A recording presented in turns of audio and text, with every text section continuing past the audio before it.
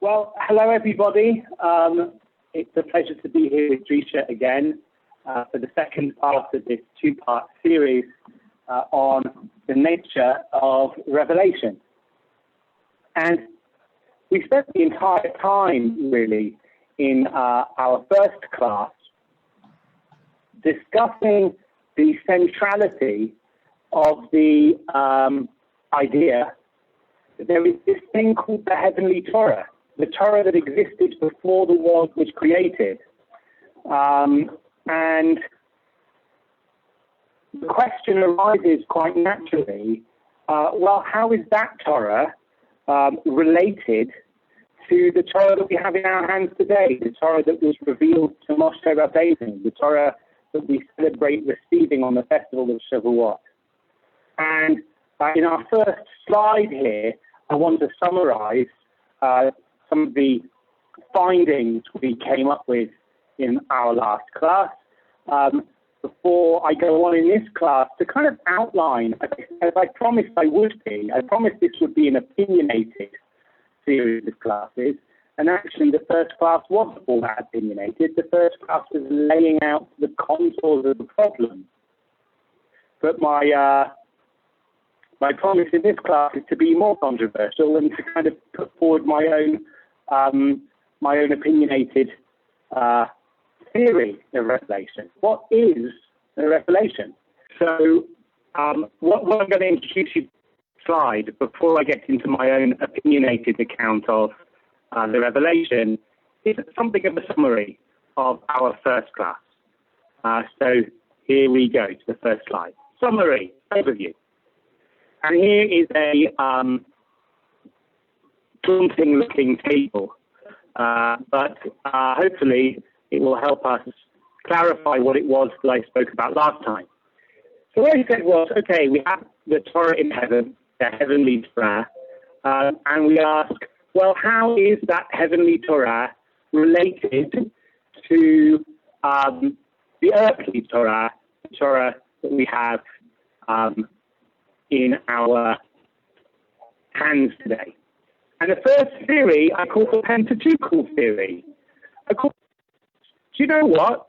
The Torah in heaven is a letter-for-letter copy of the Torah that we have here on earth today.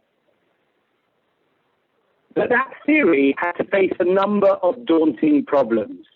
The first problem was what I called fatalism. Because if the actions of Korach had been written down in God's heavenly Torah long before Korach did it, and the actions of the daughters of Tzlopchad were written in the heavenly Torah long before Tzlopchad even had any daughters, indeed long before Tzlopchad was even born, then as soon as this information is revealed to Moshe and enters into our timeline, it seems as if the free will of Korach is irredeemably compromised. Okay, let's see if this is any better. Can people hear me? Much better, thank you.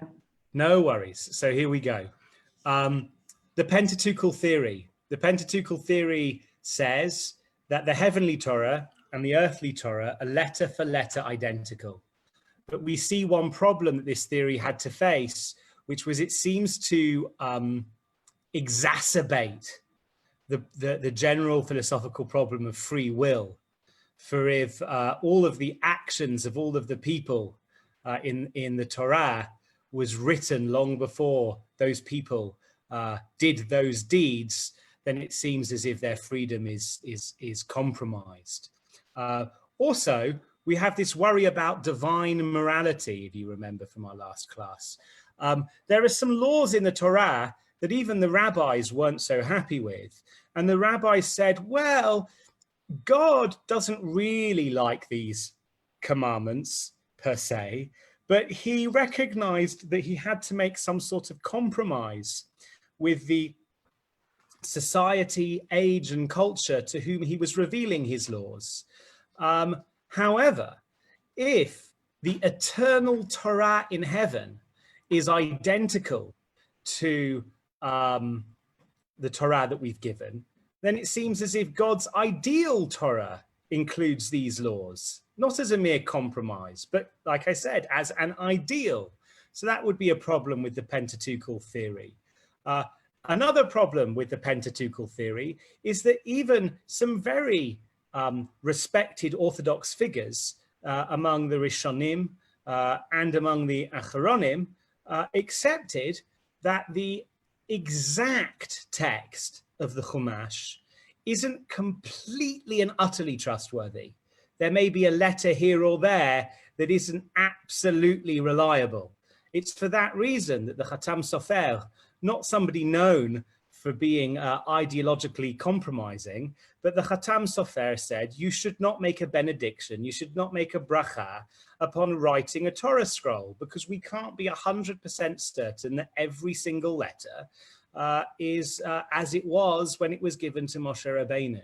So to say that our Torah is an exact copy of the heavenly one is something that is perhaps unrealistic by those lights. Likewise, the heavenly Torah was supposed to encapsulate all of the wisdom that was necessary for the creation of our physical universe. The Midrashim are quite clear. God, so to speak, consulted with the heavenly Torah in order to create the universe.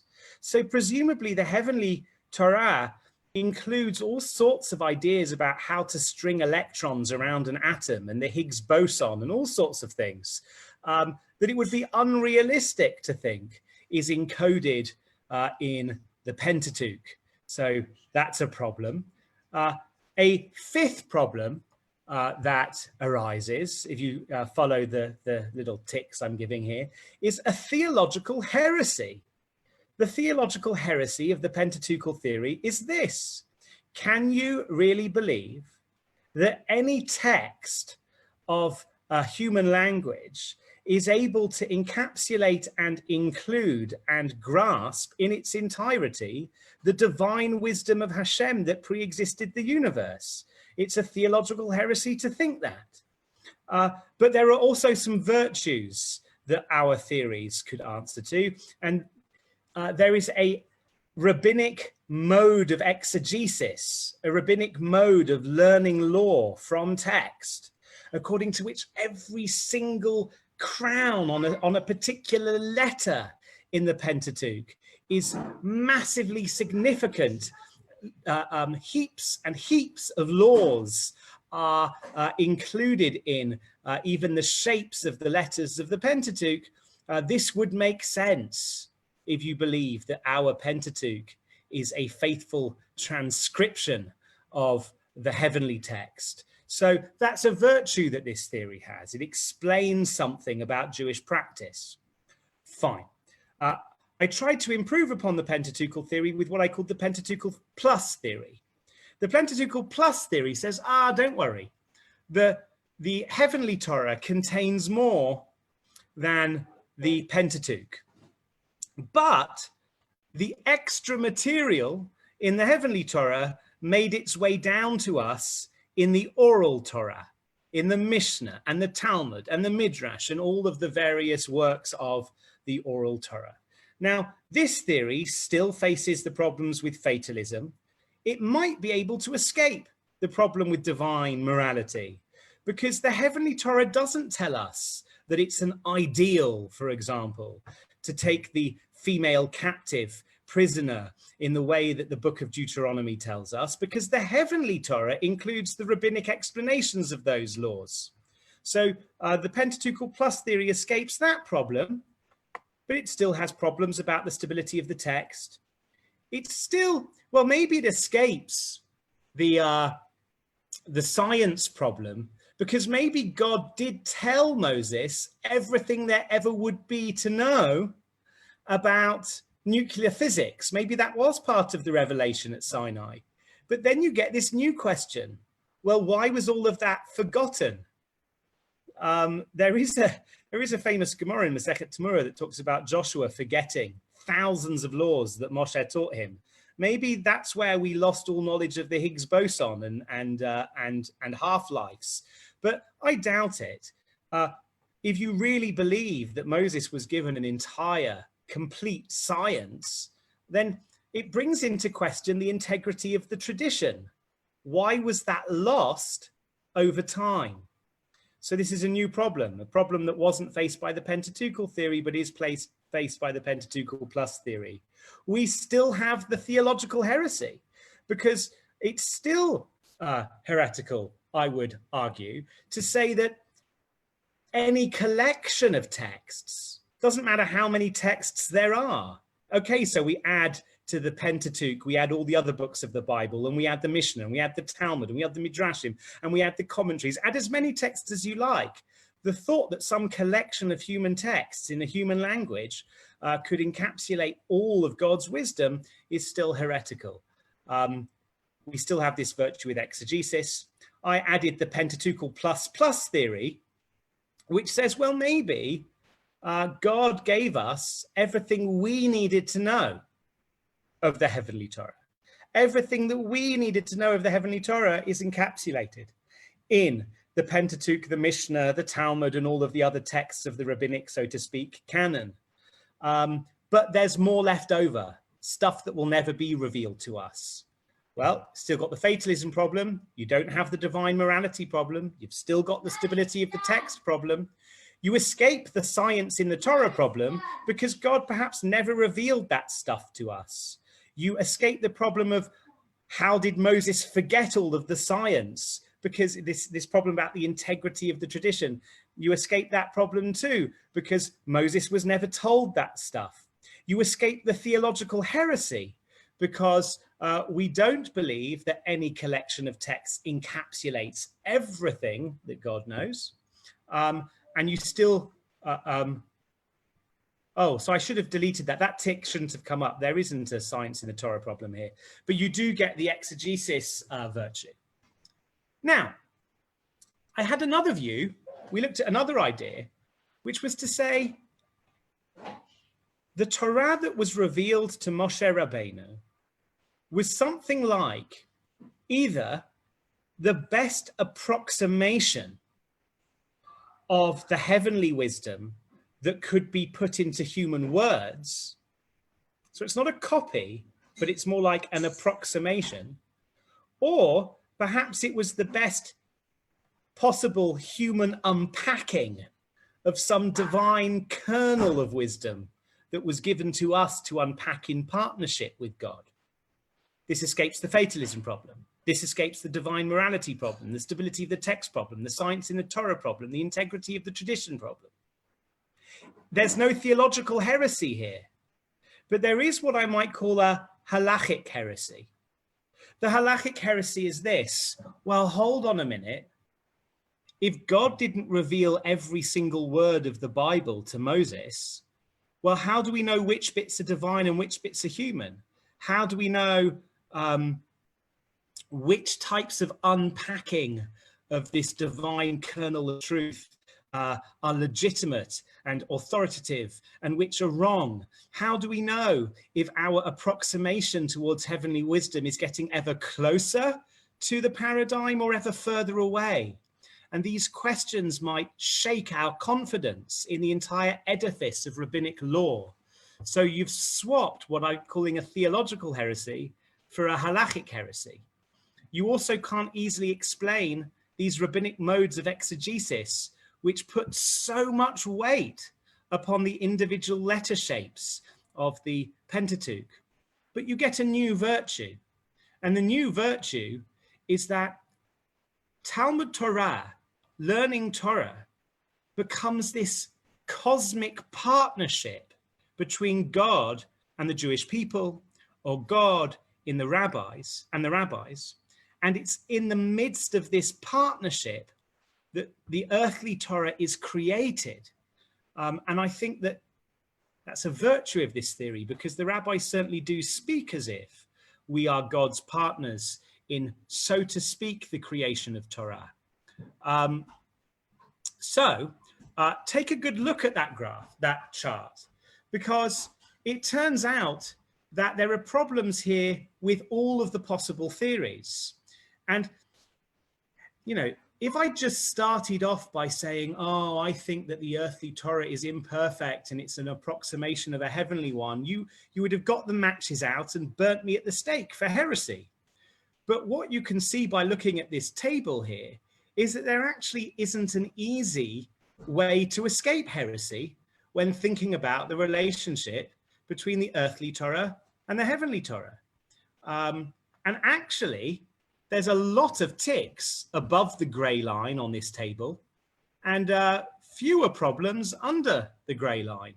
So these non-Pentateuchal theories, which think of the earthly Torah as something like an approximation or an unpacking of something divine, are perhaps less theologically problematic, less dogmatically suspect than you might have thought them to be had we not gone through the work of the previous class.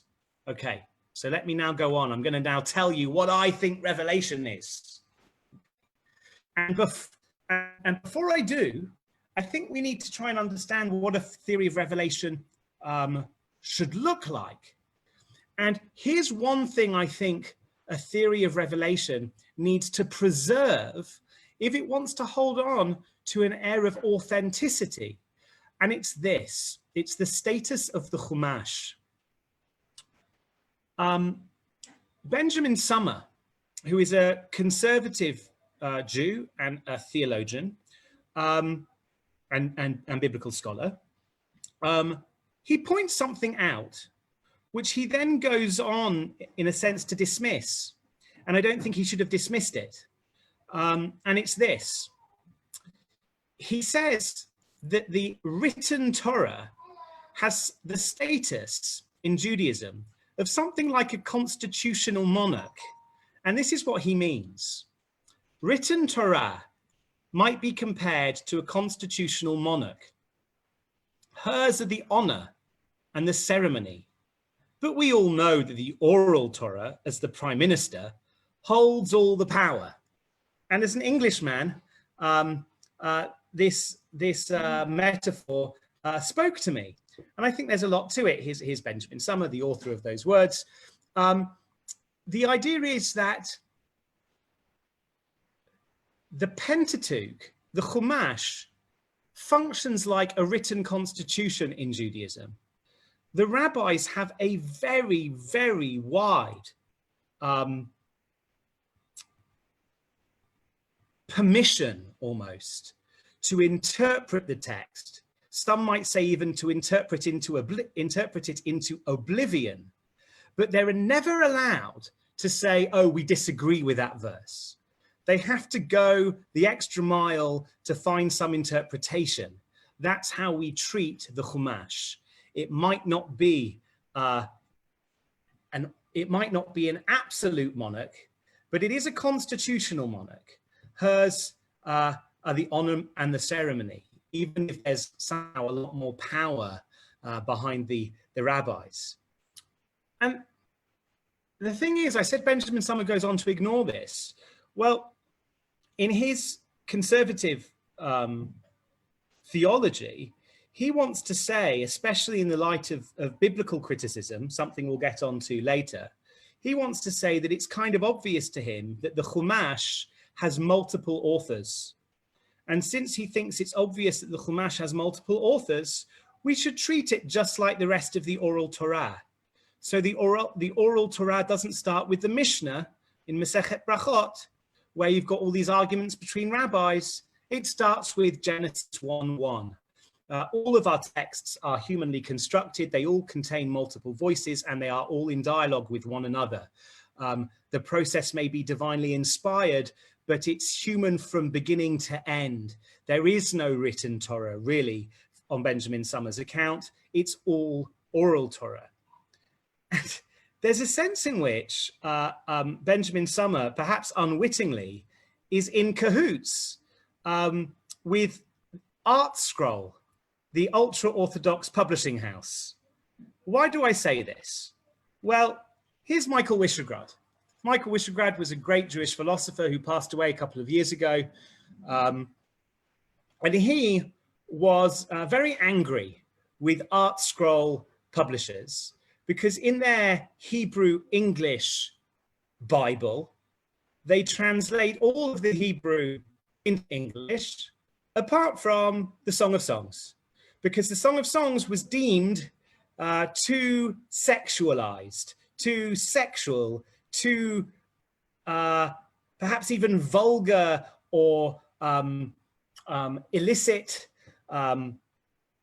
to be translated into English. So instead of a translation into English, they just put some rabbinic some rabbinic comments in English in place of a translation. Wishograd was very, very upset, and this is what he wrote. One can only wonder why the original text of the Song of Songs is read in synagogue on the Sabbath of Passover and not a midrashic interpretation of it. In fact, why is the original language of the Pentateuch read in the synagogue instead of a midrashic interpretation? Why not eliminate the Bible altogether and read the Mishnah in synagogue? Sometimes we are so eager to validate the divine origin of the oral Torah that we refuse to recognize any difference between the Torahs. And I say that that's the compromise that Benjamin Summer in the end comes to. There is only an oral Torah.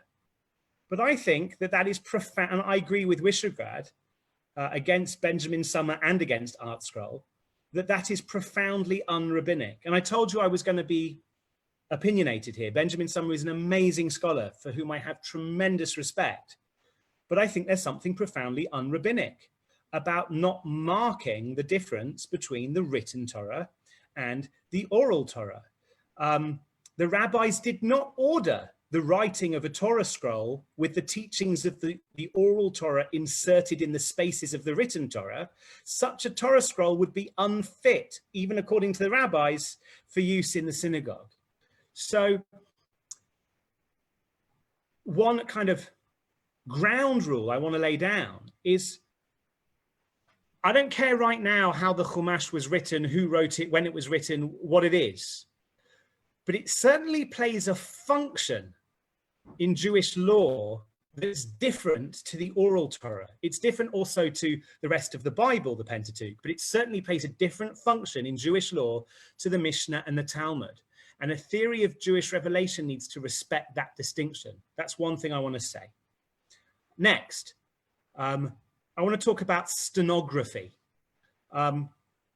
Benjamin Summer represents the Orthodox theory of revelation often in terms of stenography. The court stenographer is the person that types down every single word said in court. And Moses was like a stenographer writing down every word that God said on Mount Sinai. Now, I am going to present my theory of revelation as, whatever this means, orthodox. But I'm going to deny that an orthodox theory of the revelation needs to be stenographic. So in order to do that, I want to share a few texts with you.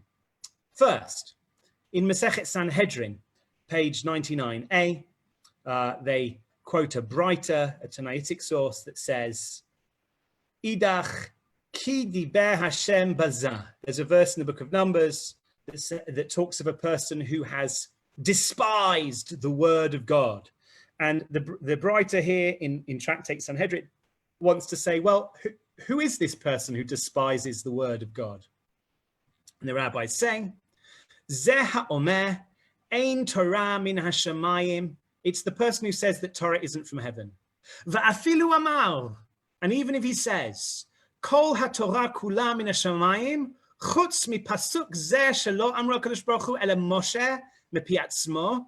And even if somebody says, oh, the entire Pentateuch, the entire Chumash comes from God apart from this verse, which Moshe said on his own accord, Zehu ki dava Hashem bazah. That counts as somebody who despises the word of the Lord. Even to say that Moses added a single verse of his own accord. Well, you could see why that text might lead you to think that the rabbis, or at least some rabbis, had a stenographic account of revelation. But I would urge you to pay attention to this notion of mapi atzmo, of his own mouth. I would translate it idiomatically as of his own accord. And I think this is consistent with a broad range of theories of revelation. It might not be that God told Moses which words to write down.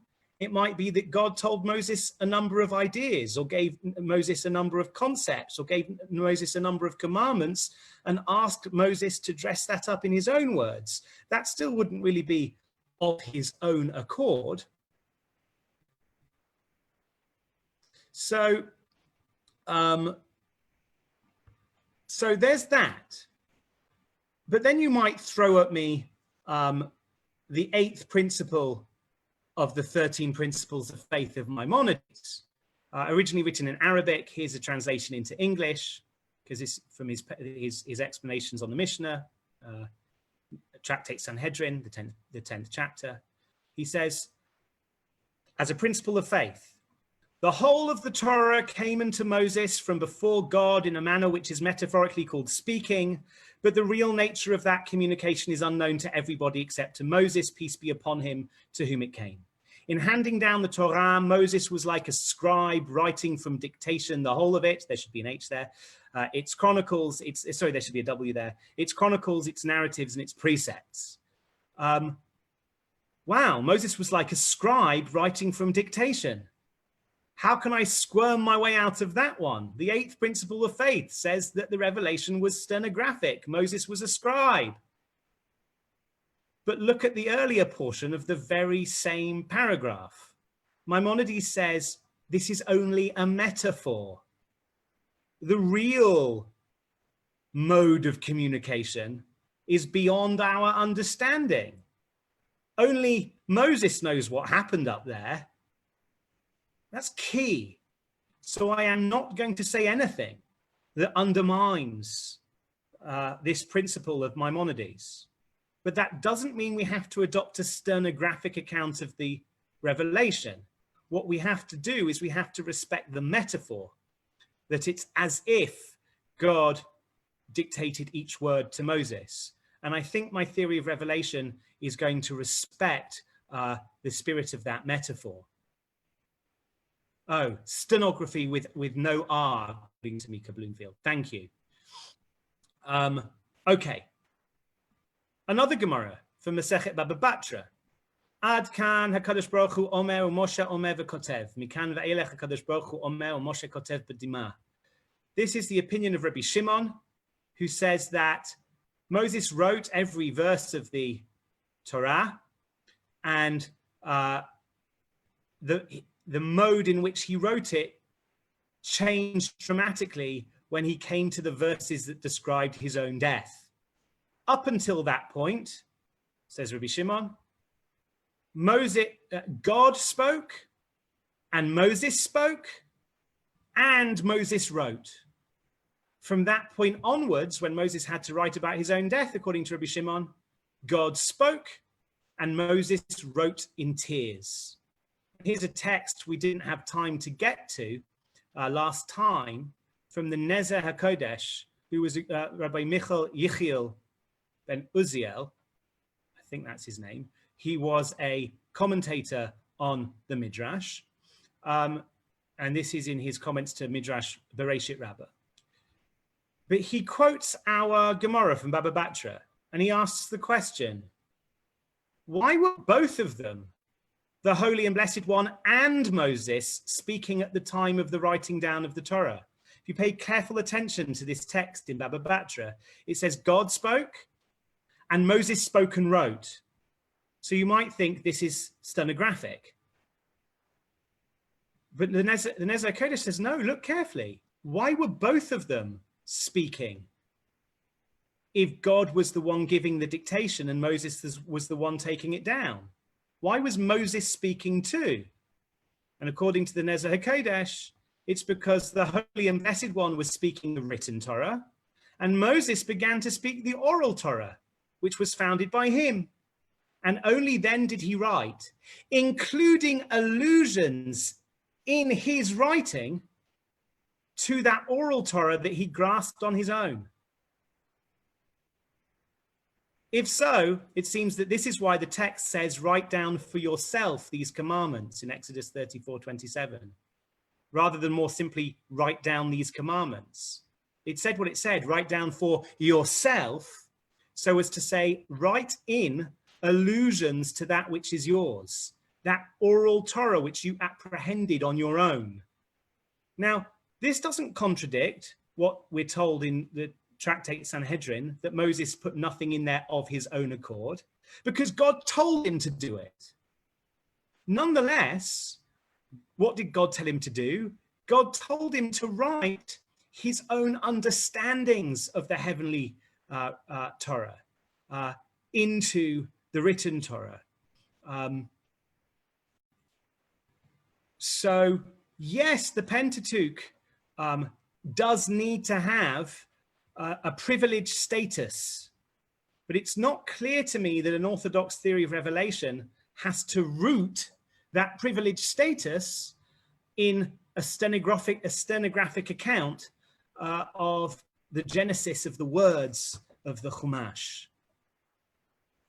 So let me get on to Mount Sinai and Marcel Duchamp. I spoke a little bit about Duchamp last time, and I want to but before we get to Duchamp, let me share with you a midrash from Shemot Rabbah about this same verse when it says, write for yourself, that God tells Moses to write for yourself.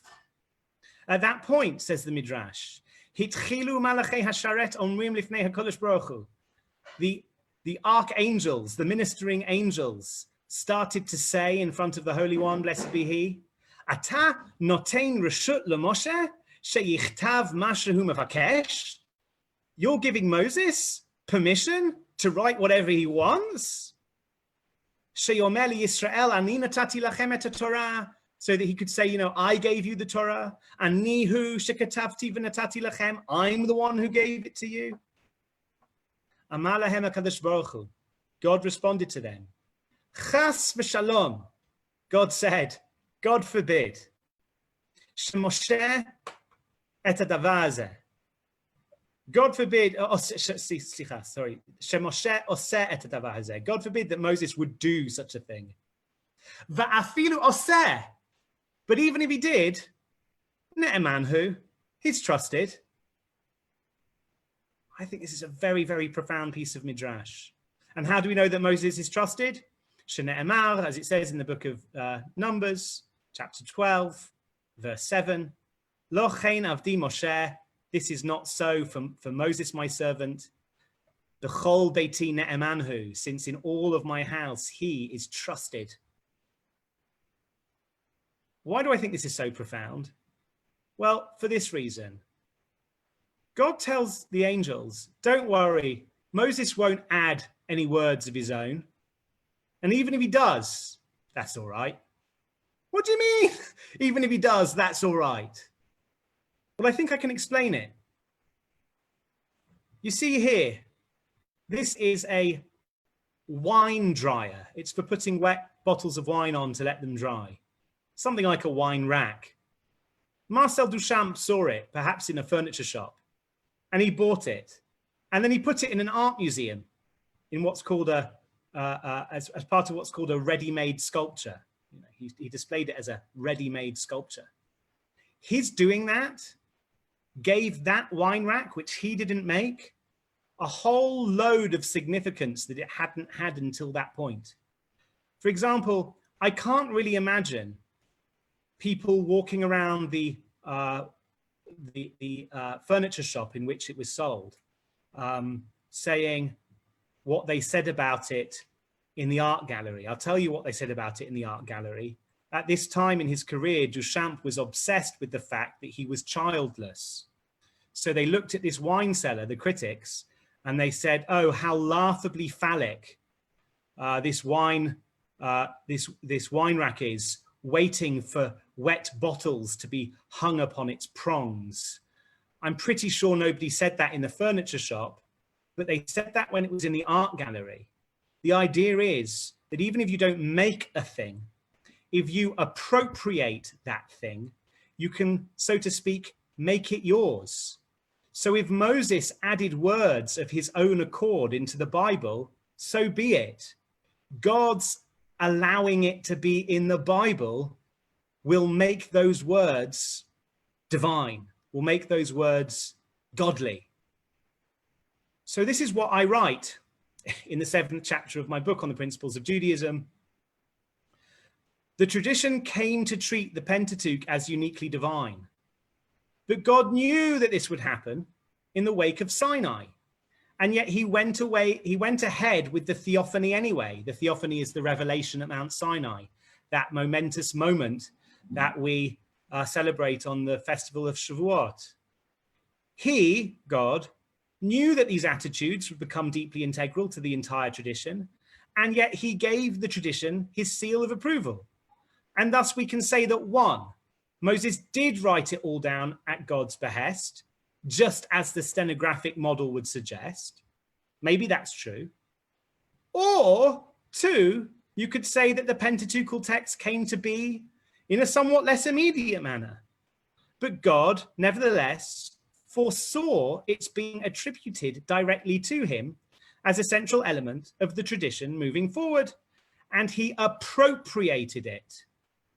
Once you give Sinai, once you give the event at Mount Sinai, this seal giving function, the choice between those 2 alternatives, the stenographic account or some other account, becomes much less significant.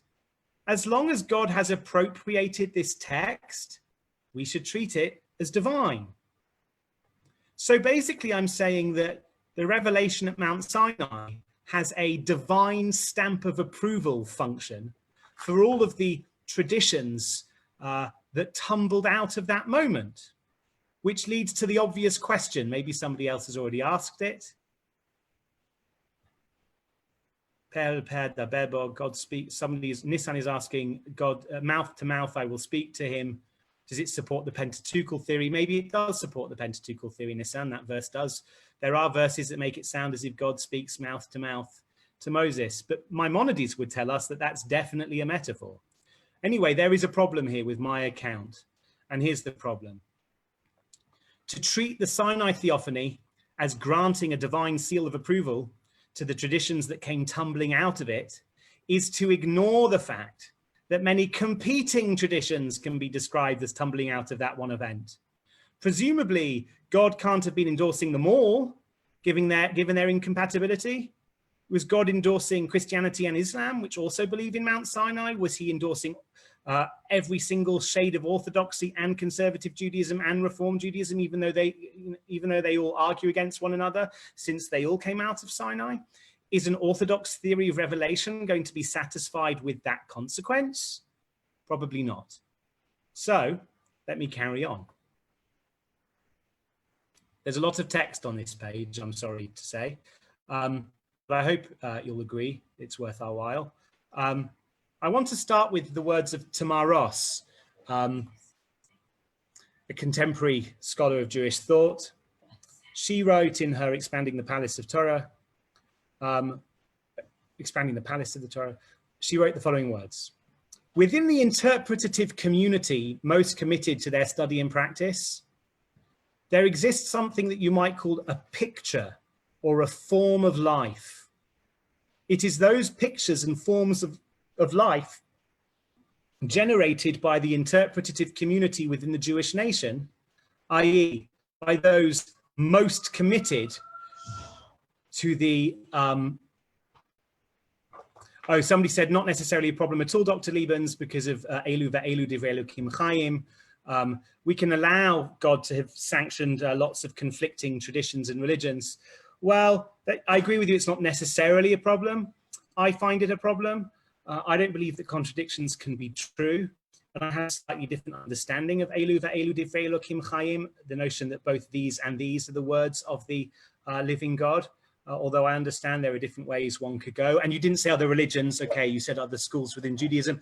Even that, I think, goes further than I would be willing to go. And I said that this was going to be opinionated, but I take your point, and you'll see what I do with that, I think, later on. But Tamar Ross, basically, without reading the text, let me make the point. She says something like this. The Sinai event was the event in the life of a particular nation. And it gave birth to an interpretative community that sit and toil over the text. And that interpretative community comes up with a picture of life or a form of life.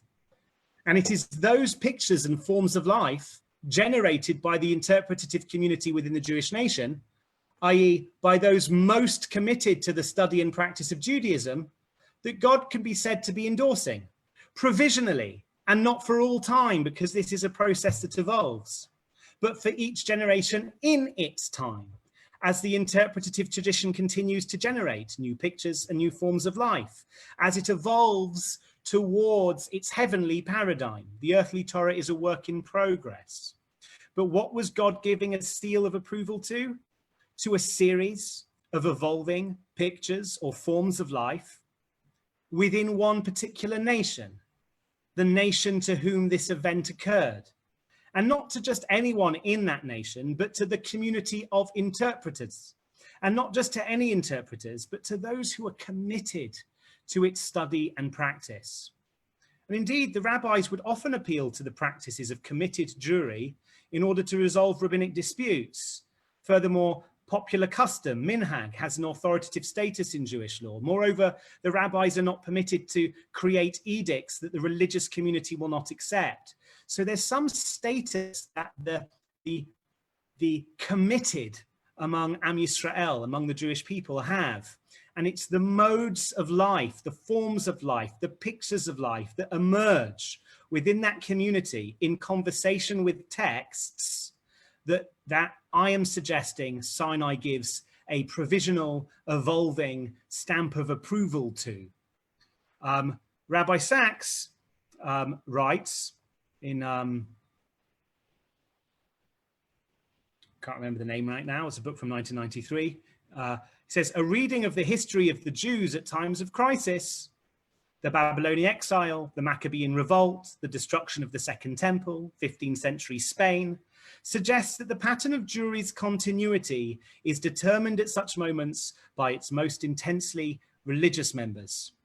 So the idea isn't that anything goes.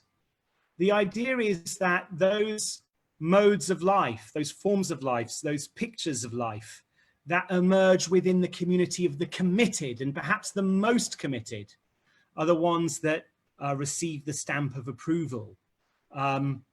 Benjamin Sommer made a point, another point with which I agree. He says the following: in the year 50 CE, there was no criterion that allowed one to say which forms of Judaism were the right ones. On a purely theoretical level, nobody could prove that the traditions of the Pharisees and the earliest rabbis were Torah, while the writings of the Qumran sect and the teachings of the Sadducees were not, because it takes a while for pictures of life, forms of life, modes of living to emerge and become a consensus among the Jewish people. And before that happens, there's often lively debate, a furnace of debate through these different positions are tested. But, says Benjamin Sommer, by the year 600, it had become clear that this was the case. The Qumran sect is not Torah. The Pharisees and the rabbis are. There is no conclusive way to explain why the philosopher Philo's first century attempt to fuse Plato and Judaism did not become Torah, whereas Maimonides' 12th century attempt to fuse Aristotle and Judaism did. So I agree with him. I think that sometimes, while you're living in the midst of a debate in the Jewish people, you can't know which side of that debate is going to ultimately win and be adopted going forward. And I think that if you're living in such a time, vis-a-vis such an issue, that's when we say, Elu ve'elu divrei Elokim chayim. Both these and these are the words of the living God. It's not that anything that any rabbi ever says. It's those views which are held among the most deeply committed of Jews in conversation with our textual tradition. They all have a provisional seal of approval from God. Sometimes there's conflict within the various committed communities. And when such conflict emerges, then we can say Elu ve'elu divrei Elokim chayim until it gets sorted out. And I suppose an orthodox thinker like me is going to say that if you are looking for communities most committed to living a life in accordance with the texts, you are overwhelmingly going to find yourself looking at orthodox communities, which isn't to say, please don't misinterpret me, that there are not very sincerely religious non-Orthodox Jews, very sincerely religious, Reform, conservative, and all sorts of Jews. But I think sociologically, it's probably a fact that the halachically observant in non-Orthodox communities are overwhelmingly clergy, rabbis, clergy serving a perhaps halachically apathetic laity. Whereas there are many Orthodox communities where the entire community is halachically committed.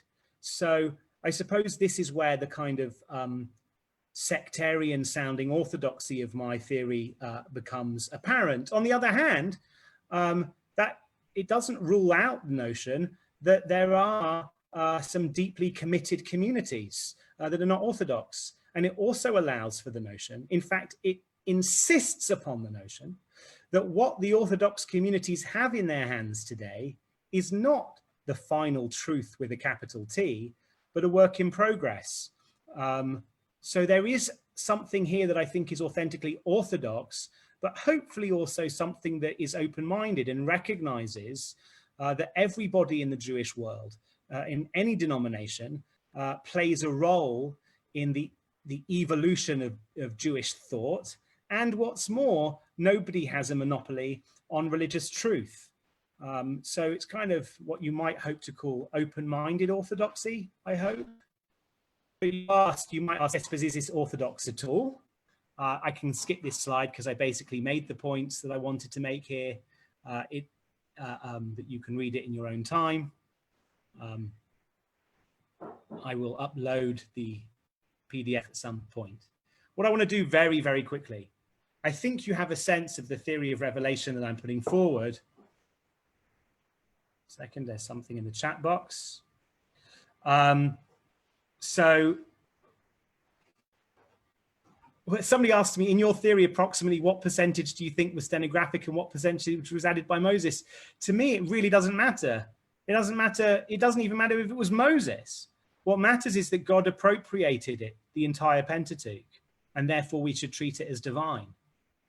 It's either entirely stenographic or entirely human, but as long as God's appropriated every single letter of it, we should treat it as if it's entirely divine. So what I'm going to get on to quickly, I've only got 10 minutes, I'm going to rush through this. So I want to show you how this theory of revelation can deal with a number of problems that emerge from outside of the Jewish tradition. So the first is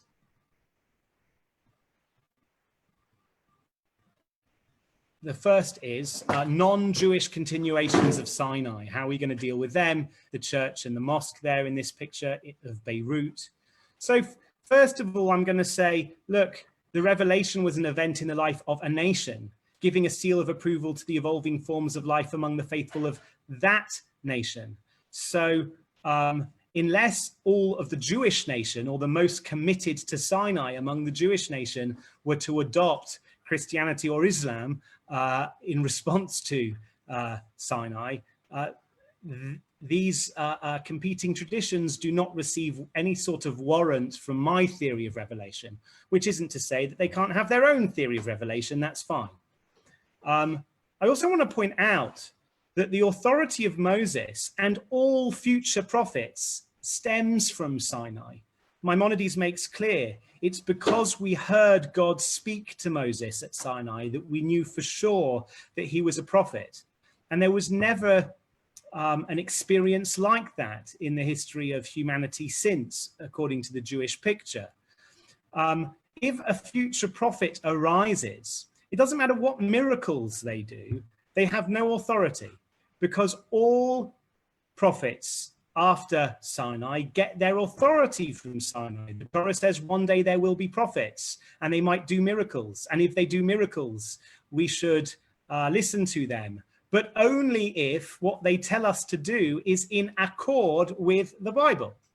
In fact, Moses tells us in Deuteronomy 13 that there will be false prophets who even perform miracles. They are sent to test us. If they establish a new religion, they're certainly to be regarded as false, unless, and this is added by Yosef Albo in his book Sefer Ikarim, he says, well, if the Messiah comes down and can conjure a second Sinai-like experience, an experience where the entire people hear God speak, then maybe we could edit the laws of the Torah. But short of a second Sinai-like experience, we are not allowed to follow prophets who found new religions. So that's one external problem. Second external problem, biblical criticism. Here's a picture of Wellhausen. Many scholars of the Bible are of the opinion that the Chumash had multiple authors, and they think they can use scientific methods to uncover different layers of the text, demolishing once and for good the notion that the Torah, the Chumash, is divine. But let me just point out to you that, like most sciences, biblical criticism adopts something that you could call methodological naturalism. Methodological naturalism is the view that you don't appeal to God when you try to explain science. And it's a really good idea. When you want to explain thunder and lightning, don't say it's God having some kind of furniture rearrangement in the heavens. Keep God out of the laboratory, because only if you do that will scientific explanation go as far as it can. And I think that is a worthy... Ozzy Orbach asks, don't Christians claim that the resurrection is a Sinai-like experience? Well, they claim that it's a miracle, and they claim that it proves that Jesus was the Messiah. But as I argue, it's not a Sinai-like experience. Moses said there will be false prophets who do miracles. Why not false prophets who can rise from the dead? A Sinai-like experience is when the entire nation hears God speaking. And anything short of that could not give sanction to a new religion, for the Jews at least. But anyway, methodological naturalism is the idea, keep God out of the laboratory. I think it's a good idea. But it's not a good idea if the question you are asking is, did God write the Bible? If that's your question and you say, yes, but we have to keep God out of the laboratory, so to speak, then obviously you'll find that God wasn't the author, because you've prejudiced the entire discipline right from the beginning. As James Kugel, a noted biblical scholar himself, says, what truly separates these two groups of, yes, in the theory of divine appropriation, yes, the Pentateuch is holier than the prophets and the Ketuvim. God appropriated the Pentateuch in a different way to the way he appropriated the rest of the writings of the Bible. Anyway, what James Kugel says is what truly separates these two groups of interpreters is the set of unwritten instructions that guide them in reading the biblical text. The biblical critics bring to the table an assumption that God isn't involved. The rabbis bring to the table an assumption that God is involved.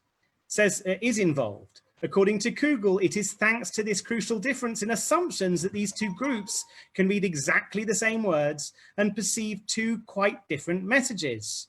The contemporary analytical philosopher Alvin Plantinga writes the following, therefore, about biblical criticism.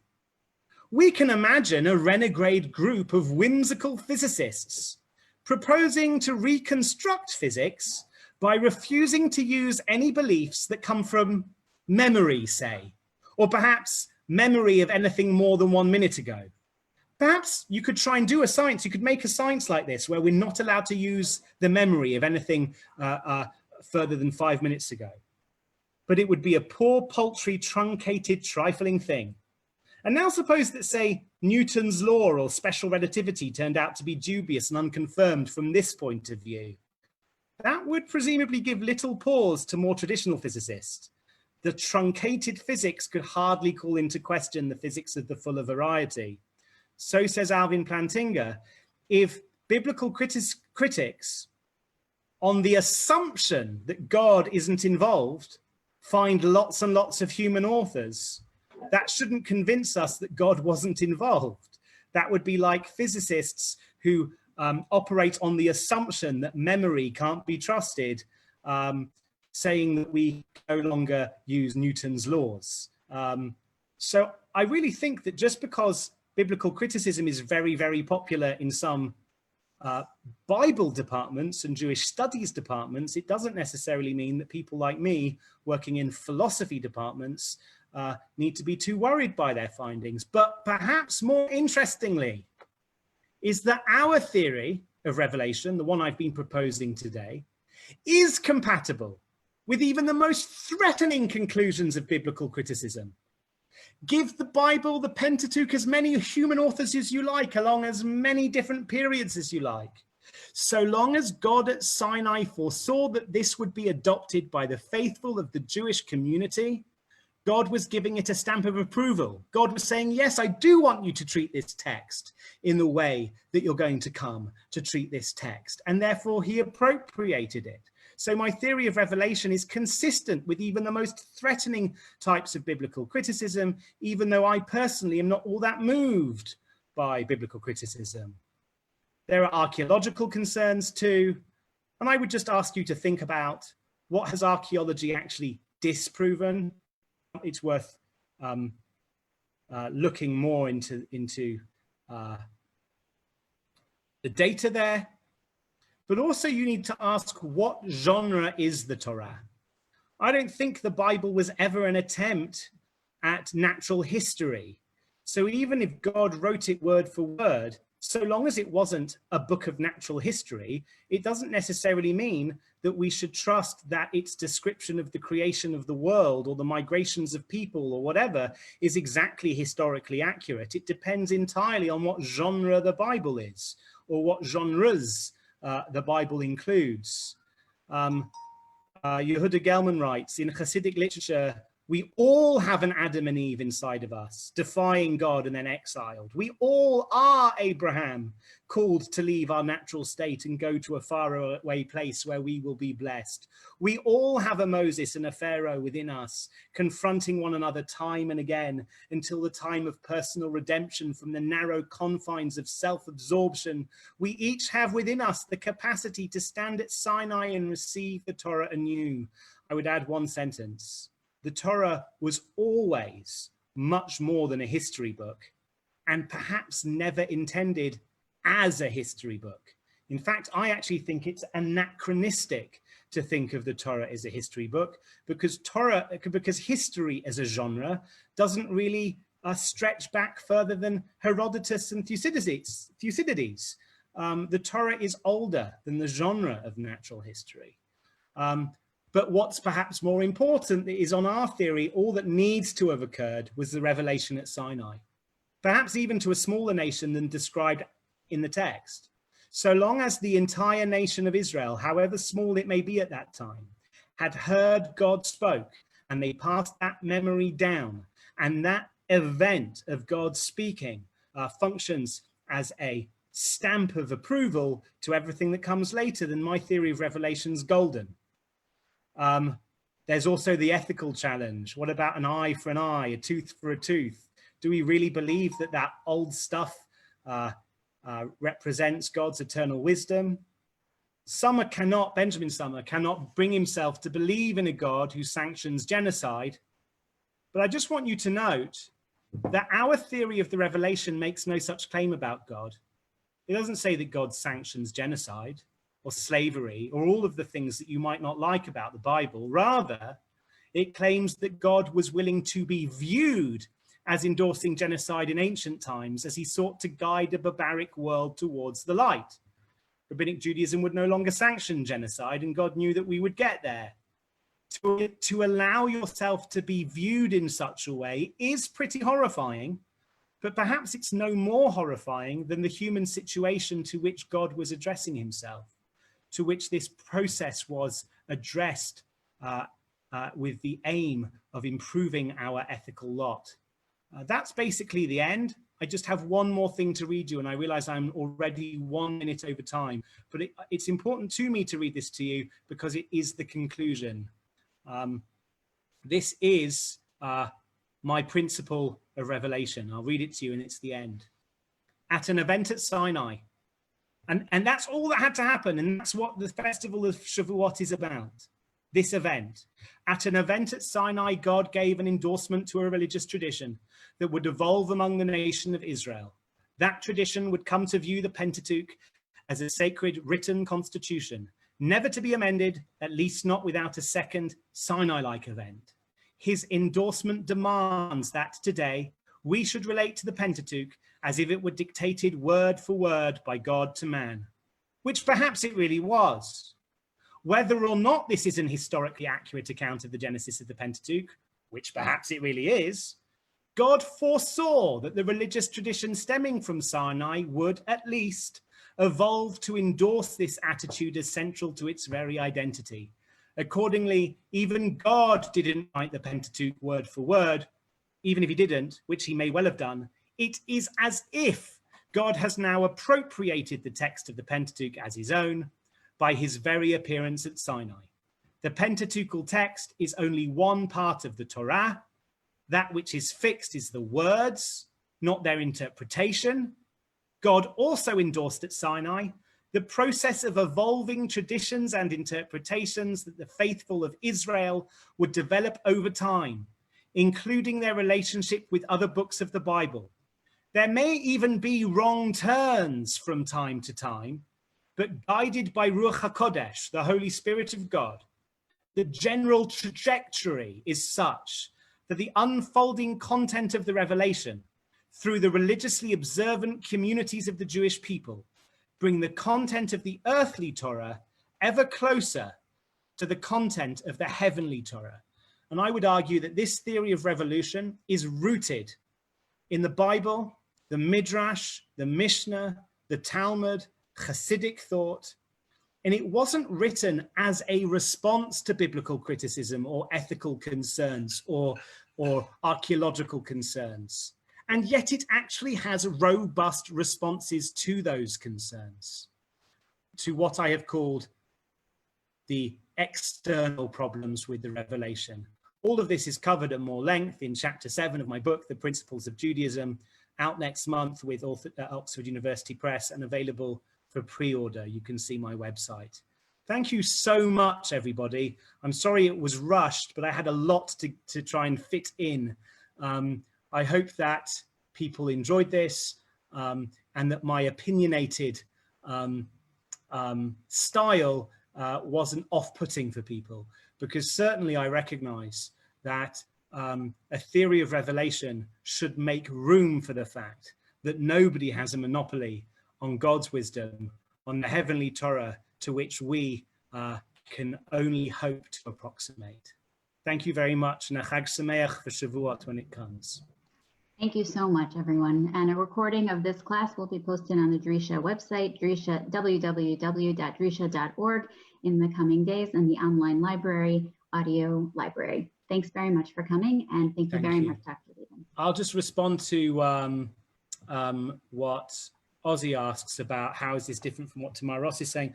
I think my theory of revelation is very, very similar to Tamar Ross, although her view over time has become more and more postmodern. And what that means is she's less and less concerned with whether or not there was in fact an event at Sinai, and she is less and less committed, I suppose, to the notion that there is such a thing as an objective reality to which we approximate in our kind of religious and otherwise study. So there is some kind of small methodological differences between Tamar and Professor Ross and myself, but my theory of revelation is actually very similar to hers. although perhaps I've done some more work to root it in different sources to the sources that she's working with. And with response to Ozzy Orbach, how can God give the impression of wrongdoing? Well, it might be that the only way to bring humanity along their ethical journey is sometimes to misrepresent yourself. And that might be a cost that God is willing to pay. I can't speak for God. I don't know. I am humbly theorizing. But it would be a consequence of my view that, yes, there were times in history when God was willing to misrepresent himself in order to nudge us in the right direction at a speed with which we could, actually travel.